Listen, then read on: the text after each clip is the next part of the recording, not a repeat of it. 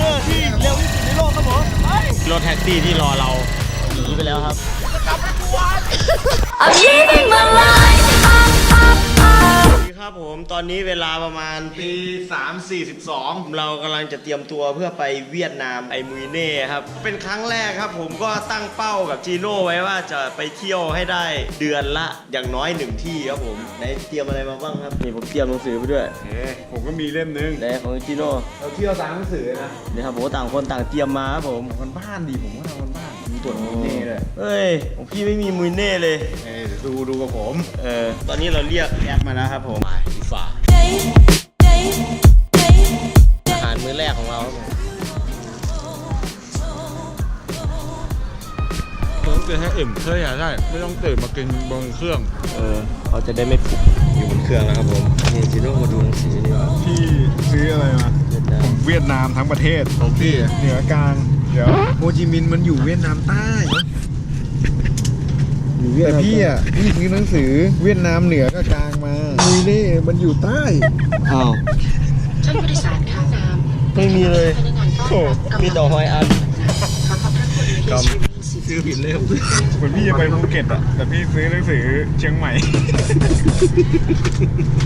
หวังพึ่งหนังสือจีโน่แล้วกันครับในการไปทริปครั้งนี้ครับเราตั้งชื่อรายการว่าเที่ยวไหมครับ I'm living my life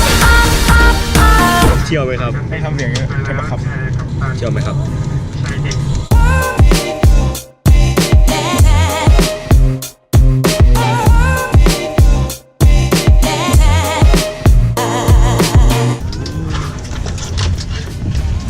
ไม่อยากตื่นเลยนี่การเป็นนอนโรงแรมกันไหมพอลงจากเครื่องบินครับมาถึงแล้วครับประเทศเวียดนามครับผมก็ผ่านตม.ตอนแรกผมก็แอบเกรงว่าเพราะผมเองยังไม่ได้จองโรงแรมไม่ได้มีอะไรเลยเพราะมาแบบแบ็คแพ็คนะครับก็คิดว่าตม.คงถามว่าจะไปพักโรงแรมไหนไอเราก็คงตอบไม่ได้แน่นอนเพราะเราไม่มีที่อยู่ครับผมแต่ตม.ใจดีให้ผ่านมาได้ครับผมไม่คิดอะไรตม.ที่นี่ชิลดีไม่เรื่องมากครับผมไม่คุยเลยประทับตาให้ผ่านได้อย่างเดียวเท่มากก็ดีครับผมยังไม่มีโรงแรมอยู่ครับไม่รู้จะตอบยังไงเดี๋ยวมาหาเอาข้างหน้าอะไรเงี้ยเขาก็ไม่ถามอะไรครับดีพอเราออกจากสนามบินนะครับก็จะเป็นส่วนที่เขามีขายซิมการ์ดมีให้แลกตังค์ผมก็เลยไปแลกตังค์นะครับ10,000 บาทได้ประมาณ6 ล้านเวียดนามดองนะครับเสียค่าธรรมเนียมประมาณ1,000คิดแรกเท่าไหร่พี่10,000 บาทมีค่าเท่ากับเท่าไหร่ของเวียดนามล้านนะ6 ล้านเสียบี้จริงๆมันได้ประมาณ6 ล้าน 6นะครับแล้วก็เอามาซื้อซิมของเวียดนามมันมีโปรโมชั่นราคา 200,000 ดองต่อซิมใช้ได้4 จิกนะครับสิ่งแรกที่มาถึงครับผมคืออินเทอร์เน็ตเป็นชีวิตก็เลยซื้อมาปุ๊บเปลี่ยนเสร็จสับ thank you ซิมการ์ดเดินออกมาอ้าวมีขาย 140,000 ก็มีซื้อ200อยู่แค่140,000ไม่น่ารีบซื้อเลยครับน่าจะบอกมาซื้อข้างนอกหลังจากได้ซิมแล้วอุ่นใจแล้วทีนี้ก็เลยออกมาข้างนอกเพื่อมาหาว่าเราจะเดินทางเข้าเมืองยังไงนะครับที่แน่ๆแท็กซี่คงไม่ไปอาจจะใช้เงินเยอะแล้วไม่ค่อยเห็นวิวทิวทัศน์ก็เลยกะนั่งรถเมล์แต่ก็ยังไม่รู้ว่าจะนั่งยังไงนะครับผมภารกิจต่อไปคือการเข้าเมืองครับผมจะไปยังไงนี่เราต้องนั่งรถเมล์รถเมล์ดิก็มานั่งงมกับจีโน่หาข้อมูลเปิดหนังสือจะไปยังไงการเดินทางนี่ไงอ้าวแล้วเราจะรู้ว่าเราจะไปถึงเบนทันได้ยังไงครับก็ไม่ค่อยได้เรื่องอะไรนะครับก็เลยเปิดพันทิปผมเปิดหาข้อมูลการเข้าไปในเมืองครับผมจะนั่งรถเมล์ครับเขาบอกว่าสามารถนั่งรถเมล์ไปลงแถวตลาดเบนทานหรือฟาร์มงูเหลาปรากฏว่าได้รถเมล์คันหนึ่งครับเป็นคันสีเหลืองครับราคาต่อคนนะครับ 20,000 ดองนะครับผมก็ไม่แพงเราก็ตัดสินใจขึ้นรถบัสมาครับคือไปไหนคันสีเหลืองเนี่ยคันนี้ไว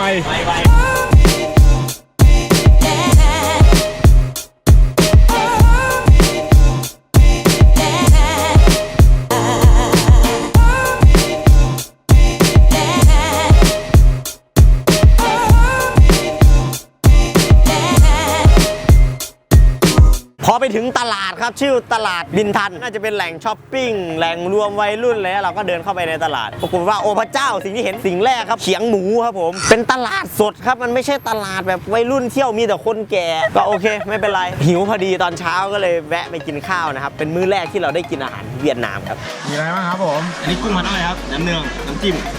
นี่แม่ค้าสวยด้วยนี่ข้าวเปียกนี่ครับผม เหมือนก๋วยจั๊บยวนนะ นี่แหละเดี๋ยวพี่ขอชิมอันนี้ก่อนเลยไหมน้ำเนืองเป็นยังไงวะ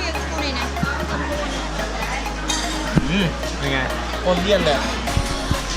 ไม่เหมือนที่ลพบุรีเลย ไม่เหมือนน้ำเนืองจากอุดรเลยอันนั้นแน่นๆอันนี้มันๆอันนี้เหมือนน้ำจิ้มสเต็กอะจิ้มมันอ้อย งานเนี้ย มันก็มันเหมือนกันร้อน พริกผงเลยนะพริกผงนี่พริกบ้านเขา แล้วดิกินนี้อย่างนี้จริงเหรอง อแงไม่มีพริกป่น บอกได้คำเดียวว่าจืด หมอคนป่วย น้ำปลาจิโน่เฮ้ยน้ำปลาปะเนี่ย อยู่นี่อันนี้ อันนี้ จืดมากใส่ให้เค็มครับผมอร่อย อร่อยภาษาเวียดนามว่า แซ่บเพราะว่าอะไร อีสาน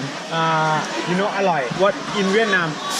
งอง ลองไปว่าอร่อยครับผม หลังจากทานข้าวเสร็จอิ่มเรียบร้อยครับผมเราก็ไปเดินหาโรงแรมครับเราไปเจอโรงแรมแรกก่อนแล้วเข้าไปถามนะครับปรากฏว่ามีเตียงใหญ่เตียงเดี่ยวราคาประมาณ 1,300 บาทนะครับก็โอเคนะแต่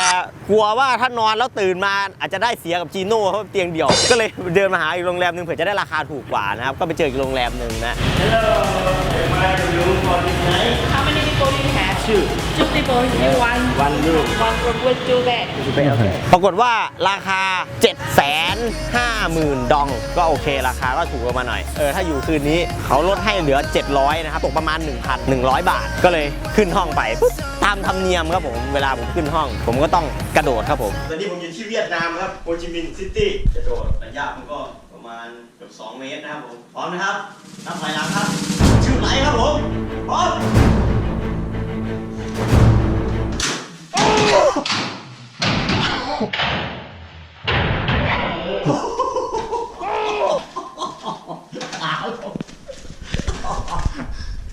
เข่าโลกตาไม่สวยเลย เอ้าทำบ้านดูไม่ทันต้องโดดอีกทีว่ะ เฮ้ยดูทันไหมถ้าดูไม่ทัน กดย้อนกลับไปดูอีกทีในเข่าโลกว้านี่ท่าไม่สวยเลยอ่ะ นี่แหละธรรมชาติ นอนดีกว่าครับผมที่นี่ครับโฮจิมินห์ซิตี้ครับซึ่งเมื่อก่อนนะครับมันมีชื่อว่าไส้ง่อนครับแต่หลังจากที่เกิดการรวมตัวระหว่างเวียดนามเหนือและเวียดนามใต้นะครับรวมกันเป็นสาธารณสังคมนิยมเวียดนามนะครับได้เปลี่ยนชื่อจากไส้ง่อนมาเป็นโฮจิมินห์ซิตี้ครับผมโดยโฮจิมินห์ซิตี้นะครับนับเป็นเมืองที่คึกคักเมืองหนึ่งเป็นแหล่งนิยมของนักท่องเที่ยวนะครับเพราะมันมีเครื่องอำนวยความสะดวกมากมายมีทั้งสนามบินมีห้างมีแบรนด์เนมมีร้านอาหารหรูหรานะครับมีแหล่งช้อปปิ้งฮิปร้านอาหารฮิปเมืองนี้อยู่ทางตอนใต้ของประเทศเวียดนามนะครับก็อยู่ริมแม่น้ำไส้ง่อนนั่นเองนะครับแล้ววันนี้ผมก็ได้มีโอกาสไปเที่ยวอนุสาวรีย์ของบุคคลที่มีความสำคัญของเมืองนี้มากนะครับก็คือท่านโฮจิมินห์ครับประวัติท่านยาวมากเราจะสรุปให้ฟังเป็นสังเขปเป็นนักปฏิวัติชาวเวียดนามภายหลังได้กลายมาเป็นนายกรัฐมนตรีและประธานาธิบดีแห่งสาธารณรัฐประชาธิปไตยชาวเวียดนามหลังเสร็จสิ้นจากสงครามเวียดนามเมืองหลวงเก่าของเวียดนามใต้ถูกเปลี่ยนมาเป็นโฮจิมินห์ซิตี้เพื่อให้เกียรติแก่ท่านโฮจิมินห์ครับเวลามาถึงเวียดนามแล้วครับผมแนะนำสิ่งหนึ่งที่ควรทำเลยนอกจากการซื้อซิมนั่นคือการเช่ามอเตอร์ไซค์ขับครับผมเพราะมันจะทำให้เราได้เห็นวิวทิวทัศน์ได้ไปพื้นที่หลากหลายของเวียดนามนะครับซึ่งผมก็ติดต่อทางโรงแรมให้เช่ามอเตอร์ไซค์ให้หน่อยปรากฏว่าต้องแลกกับพาสปอร์ตราคาค่าเช่าอยู่ที่ 200,000 ดองก็อยู่ที่ประมาณ300 กว่าบาทถือว่าโอเคนะครับ1 คืนข้อตกลงครับผมการที่จะเช่ามอเตอร์ไซค์ได้เขาถามเลยคำนึงขับมอเตอร์ไซค์เป็นเปล่าผมบอกว่าเป็นครับงั้นโอเคแค่นี้ครับคุณไม่ต้องแบบไปสอบใบขับขี่เวียดนามแล้วผมก็ซ้อนมอเตอร์ไซค์กับจีโน่ครับผมขับออกไปตามเมืองเลย เด็กแว้นเหรอนี่เราอยากไปไหนครับผมพาไปได้ทุกที่เพราะผมมีมอเตอร์ไซค์บีบแต่คุณน้ำต้องบีบแต่ก่อนที่จะออกรถมานะครับทั้งที่บ้านผมและเพื่อนที่อยู่กรุงเทพนะครับรวมถึงคนเวียดนามที่เป็นเจ้าของโรงแรมเป็นคนดูแลโรงแรมแล้วก็รวมถึงเพื่อนผมที่เคยมาเวียดนามทุกคนเตือนหมดเลยให้ระวังเรื่องกล้องเรื่องมือถือเพราะมันจะถูกโจรกรรมได้ง่ายมากครับเพื่อนผมบอกว่าเคยโดนกระชากจากมือไปเลยนะครับซึ่งผมโดนเตือนทุกครั้งเลยผมไม่แน่ใจว่ามันจะเกิดเหตุการณ์นี้กับเราหรือเปล่านะครับแต่ตอนนี้เราก็ยังไม่เจอนะฮะเราก็ขับมอเตอร์ไซค์ออกมาปุ๊บสิ่งที่ผมสังเกตได้ครับในทุกๆวงเวียนในเวียดนามจะมีประติมากรรมสวยๆงามๆแตกต่างกันไปแต่ละวงเวียนนะครับและอีกสิ่งหนึ่งน่าชื่นชมมากเกือบ 100% หรือ 99% ของคนที่ขับมอเตอร์ไซค์นะฮะจะสังเกตว่า เขาใส่หมวกกันน็อกทุกคนครับอาจจะเห็นมีหลอมแหลมสักคนสองคนนะแต่ดูเนี่ยมองข้างหลังผมนะครับทุกคนใส่หมวกกันน็อกหมดนะครับผมปริมาณมอไซค์ในเวียดนามเยอะมากๆครับการขับคุณต้องมีสกิลการขับที่เทพเหมือนผมน่ะขับคล่องและชำนาญในการขับมอไซค์นะฮะเวลาจะเลี้ยวหรือเวลาจะข้ามถนนเวลาจะผ่านไฟแดงเราต้องรู้ใจกันต้องมองตารู้ใจนะครับและไฟแดงของที่นี่ครับมันมีเยอะมากแต่ไฟแดงของที่นี่นับถอยหลังไวมากบ้านเราจะนานแต่ที่นี่ติดแป๊บเดียวครับ30 วิมันคือ29 28 27 26มันนับถอยหลังเร็วมากนะฮะก็ทำให้รถไม่ค่อยติดผมอยากจะบอกเลยครับเหตุผลที่บ้านเรารถติดเนี่ยครับเพราะไฟแดงครับผมแต่รถเราจะไปได้ครับก็เพราะไฟเขียวนี่แหละครับ มันก็ต้องเป็นอย่างนั้นด้วยวะ ต่อให้เมืองนี้ครับจะมีตึกเยอะแค่ไหนครับตามสองข้างทางก็จะมีต้นไม้โผล่ขึ้นมาเต็มไปหมดครับดูสดชื่นดูแบบมันไม่ร้อนมากแข่งกับเสาไฟฟ้าที่มีสายไฟระโยงระยางรกเหมือนกันครับผมต้องบอกได้เลยครับมอไซค์ที่นี่เป็นใหญ่สังเกตนะฮะมอไซค์จะขับกลางถนนหรือไม่ก็ชิดขอบฝั่งนู้นเลยแต่บ้านเราไม่ได้ครับโดนด่านะครับเนี่ยแต่รถใหญ่เนี่ย4 ล้อต้องระวังมอไซค์นะครับแต่การบีบแต่ของที่นี่ถือว่าเป็นเรื่องปกติไปเลยนะใครก็บีบผมก็บีบ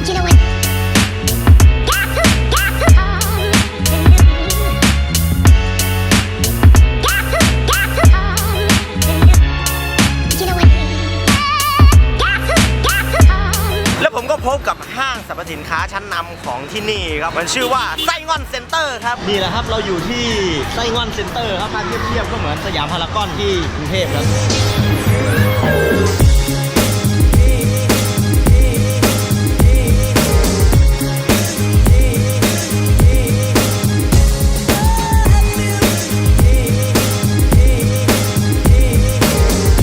ห้างเป็นไงบ้างครับ อุ้ยโอเค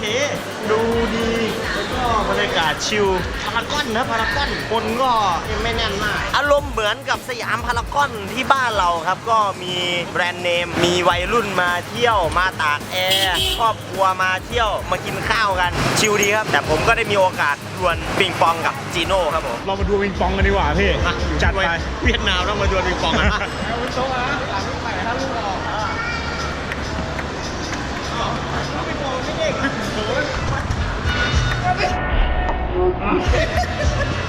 รับขอบคุณโต๊ะเลย แล้วบอกก่อนว่าผมกากครับผม กากโอ้แพ้พี่ที่เวียดนามผม แต่กลับไปที่กรุงเทพเจอผมแน่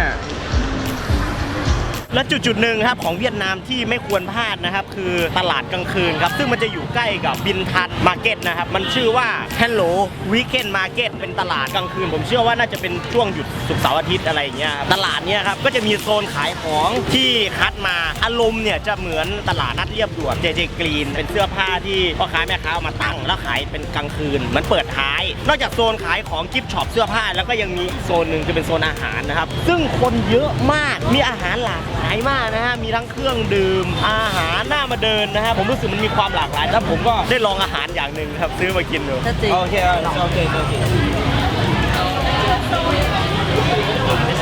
เราไปกินกันดีกว่าลองชิมครับผมหอยเผาอันนี้ก่อนนะกินน้ำจิ้มแล้วชิมครับโอเคเลยนะไม่เลวร้ายได้อยู่ครับได้อยู่ถ้าวางในจานดีๆว่าภัตตาคารได้เลยและถัดไปจาก Hello Weekend Market นะครับมันจะมีตึกหนึ่งที่มันเป็นบันไดลงไปด้านล่างนะครับแล้วก็จะมีคนมาเล่นเพลงให้ฟังมา cover เพลงแต่เราเข้าไปข้างในห้างนะครับชื่อว่าเซนต์มาร์เก็ตนะครับถ้าให้นึกเปรียบเทียบจะเหมือนกับยูเนียนมอลล์นะครับที่พ่อค้าแม่ค้าคัดเสื้อผ้าเอามาขายแล้วนะครับแล้วก็มีโซนอาหารให้กินข้าวด้วยนะและที่สำคัญแม่ค้าที่นี่น่ารักนะครับผมต้องลองมา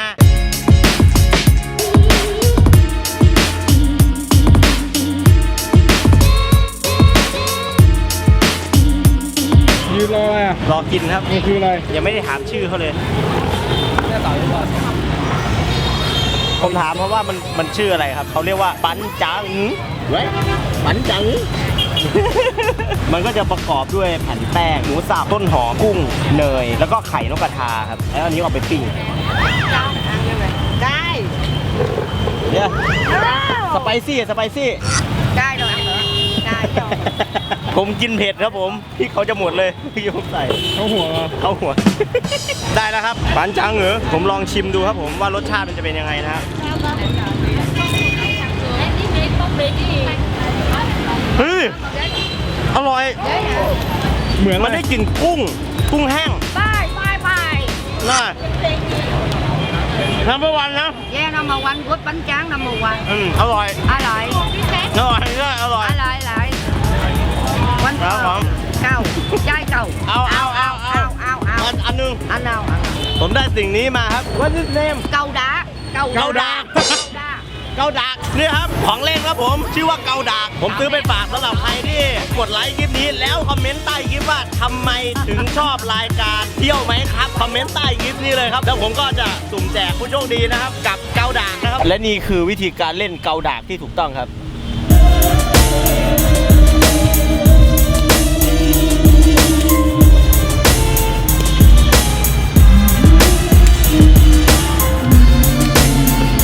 มาเตะเกาด่ากันดีกว่า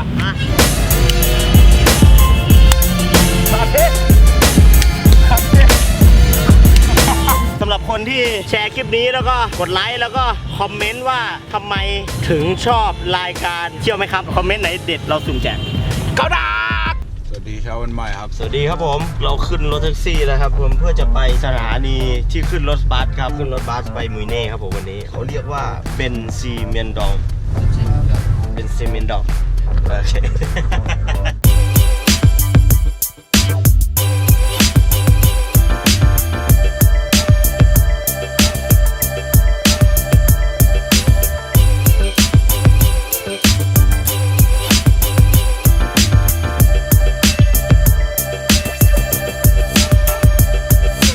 เราถึงสถานีหมอชิดแล้วครับผมแต่มันเลทครับผม นี่ ไม่ใช่เยชิโน่อย่าพึ่งมันที่อยู่นี่เราต้องหาเนี่ย คำโฮบูธฟอร์มิ โอ้ thank you เรามีพี่เขาช่วยพาเราไปครับ เราจะไปขึ้นรถบัสไปมุยเน่โอเคนี่สถานีชิโน่ดิเหนื่อยเปล่าอัมโฮบัสเนี่ยเรานั่งคันนี้ไปครับผม เขายังไม่มาใช่ไหมมุยนี่ yes นะครับเราได้แล้วแต่พูดถึงมันก็แบบไม่ได้ซับซ้อนมากเลย ก็มันจองไว้แล้วเนี่ยโอเค270คือแบบมันหาง่ายอ่ะ หาง่ายดิมีคนพามา แบบไม่เคว้งเลยมันเท่าไหร่ครับพี่ 270ครับผม เฮ้ยเดี๋ยวใส่เสื้ออะไรอ่ะ The snack เฮ้ยโอ้ สวยเนี่ย The bus number อ่ะฮะ right there โอ โอ เค เค go to the bus Okay. before 15 minutes โอเค โอ เดี๋ยว เค นะ thank you ได้มาแล้วครับตั๋วครับ เลขรถที่ 6792ตอนนี้ก็น่าจะถึงเวลานะครับ มาเช็คเหรอ ชื่อ รถนอน ถอดรองเท้าครับผม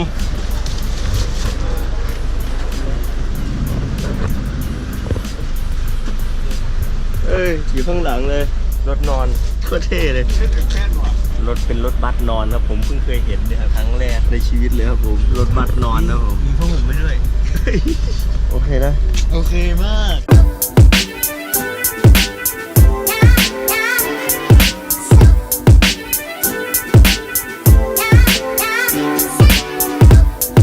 เราถึงกันยังวะเนี่ย ใช่เดี๋ยวมือเนี้ย หมดแล้วได้กินทรายยัง Taxi from here when the bus back to Ho Chi Minh อ๋อเราเลือกเอาเลย ทันเนาะ ต้องมาให้ทัน ถามเขามุยเน่จากที่เนี่ยไปไกลไหม How far from here to Mui Ne 20อ๋อโอเค ตอนนี้ครับผมอยู่ที่คิวรถบัสครับ ที่ไหนก็ไม่รู้ครับแท็กซี่เนี่ยโชว์ทูมุยเน่เนี่ยนะครับเราขึ้นรถแท็กซี่ครับผมเพื่อจะไปมุยเน่นะฮะเนี่ยแหละการไม่รู้อะไรเลย ไม่ก็เท่แล้วก็ตื่นเต้น คือตอนแรกแผนที่มุยเน่เราจะขับ ATV ด้วย แต่ทีนี้ประเด็นคือ เครื่องบินมันบิน2 ทุ่มครับ เราต้องไปถึงสนามบินก่อน1 ชั่วโมง แล้วทีเนี้ยเราต้องนั่งรถกลับไปให้ทันนั่นหมายความว่านั่งรถบัสไปสนามบินครึ่งชั่วโมงเป็นอย่างต่ำแล้วก็นั่งรถจากนี่ไปโฮจิมินห์4 ชั่วโมง ยังไม่รวมรถติดแล้วก็บ่าย2อ่ะ ต้องบ่าย2ว่ะ มีเวลาแค่1 ชั่วโมงพระเจ้าที่มีเน่เอา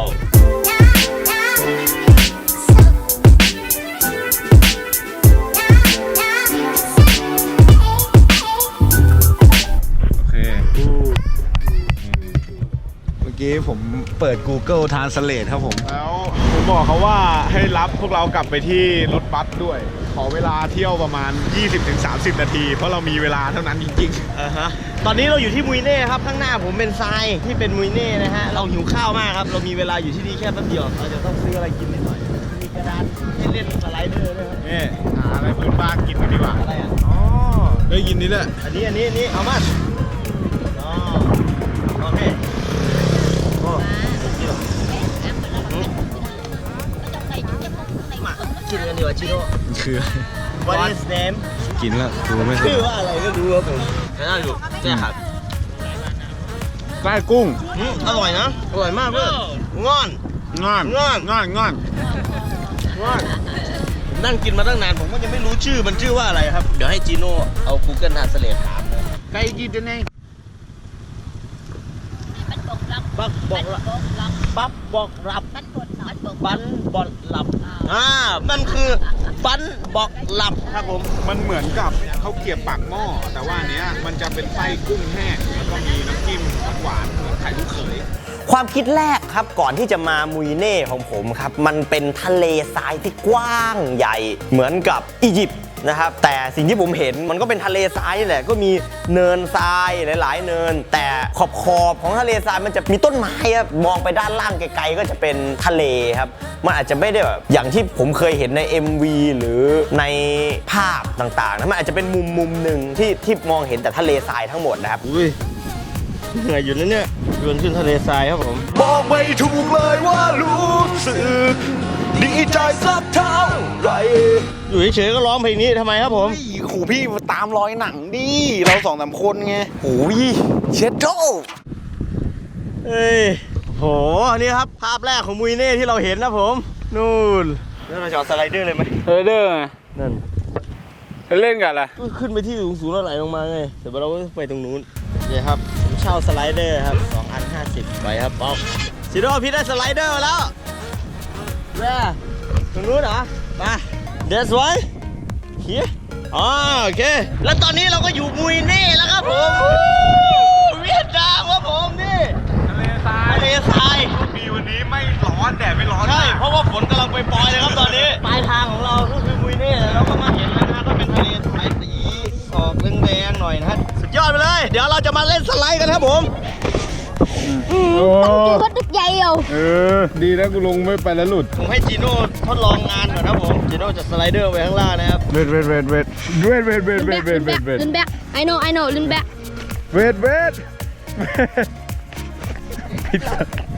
กูมาเล่นอะไรเนี่ยนั่งรถมา4 ชั่วโมง จีโน่ทำอะไร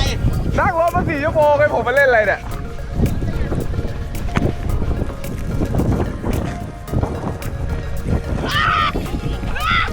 พี่ไอ้เหี้ยเรานั่งรถมา4 ชั่วโมง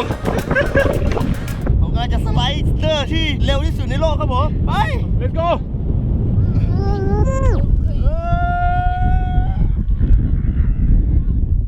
เป็นไงบ้าง มันเป็นอะไรที่ตลก กูมาเล่นอะไร กลับไปขึ้นเครื่องบินเถอะ แต่ผมอยู่ในทะเลทรายมุยเน่ได้ไม่นานครับต้องรีบกลับครับเดี๋ยวไปไม่ทันเครื่องบินครับผม เขารออะไรกัน ยูแชร์ยูแชร์ Big money นี่แหละครับผมเวลาเราเล่นเสร็จนะครับตอนเราเล่นสไลเดอร์นะครับก็จะมีเด็กมาช่วยเราทำนู่นทำนี่เหมือนจะมีน้ำใจครับ จริงๆตอนสุดท้ายเขาจะมาขอทิปนะครับผมก็ให้กันไปคนละ10 ดอง10,000 ดองครับผมแล้วแต่ศรัทธาครับผมบอกไว้ก่อนเขาไม่ได้แบบว่ามาฟรีๆนะครับแล้วก็ให้เป็นสินน้ำใจได้ครับน้องเขาก็มาช่วย และสิ่งที่ไม่คาดฝันก็เกิดขึ้นครับแท็กซี่ที่ผมให้จอดรอครับเพื่อจะรับกลับไปที่สถานีรถบัสครับได้หายไปครับผมเกิดปัญหาครับผมตอนนี้รถแท็กซี่ที่รอเราหนีไปแล้วครับหายกลับไปแล้วโชทูมุยเน่ ผมบอกเขาว่าให้รับพวกเรากลับไปที่รถบัสด้วย เราต้องนั่งรถกลับโดยวินมอไซค์ดูท่าแล้วครับประเด็นคือตำแหน่งนี้ครับมันไม่ค่อยมีรถโดยสารผ่านครับผมโอ้พระเจ้าครับมันเป็นอะไรที่สุดยอดมากในชีวิตของผมและจีโน่นะครับแล้วมาลุ้นต่อครับในคลิปหน้าว่าผมจะไปทันเครื่องบินเพื่อกลับประเทศไทยหรือเปล่าครับผมแต่ตอนนี้ครับดีใจมากช่องเราบี้เดอะสกาครบ5 ล้านซับสไครต์แล้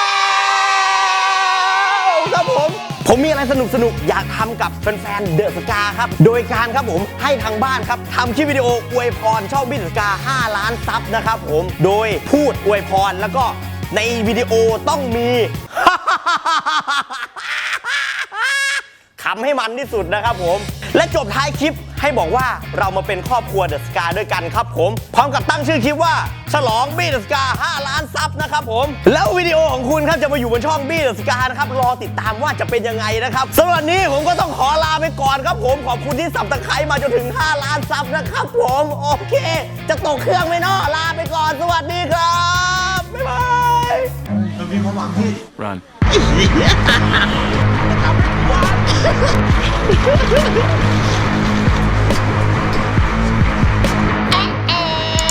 กด Subscribe และกดกระดิ่งด้วยนะ จะได้ไม่พลาดคลิปใหม่ๆจากพวกเรา